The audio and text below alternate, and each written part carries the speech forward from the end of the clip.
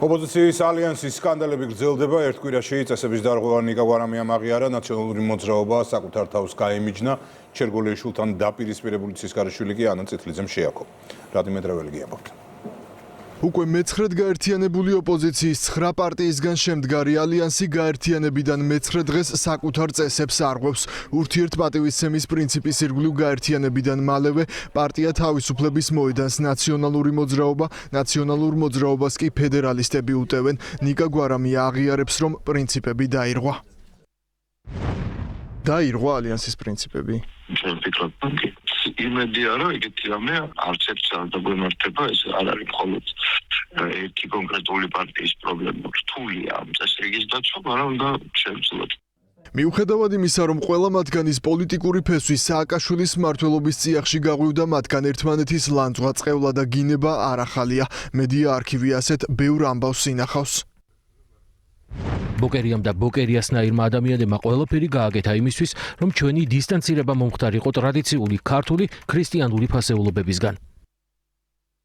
ეს უთავმოყვარე ოჯახო, ეს ქვეყნის მტერი, ყველაფერს ხელს უშლის, თუ თვითონ პირველი არაა, ასე იპარავს და ითვისებს და ხრწნის ყველაფერს.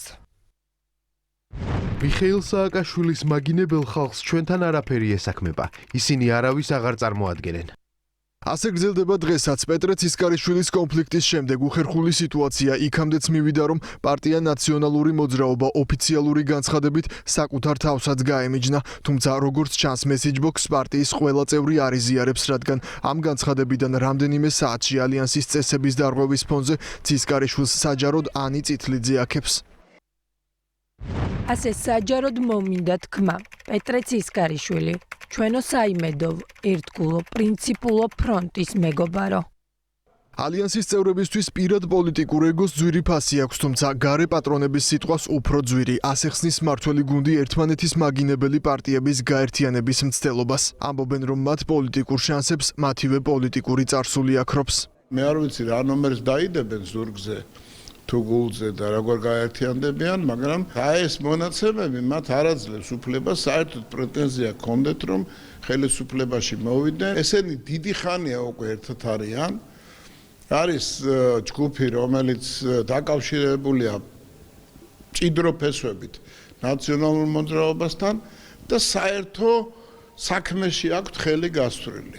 უშველებელი სისხლი ახასიათებს მათ განვლილ ცხოვრებას და საქმიანობას. ამ კონფიგურაციას ჩვენ თვალწინ ხანასი გადაალაგებენ ხოლმე ხანის უკვე მივეჩვიეთ, აღარ წყვდება უკვე ქართველი ამომრჩეველი და ხმებში აისახება კიდევაც ეს ყველაფერი.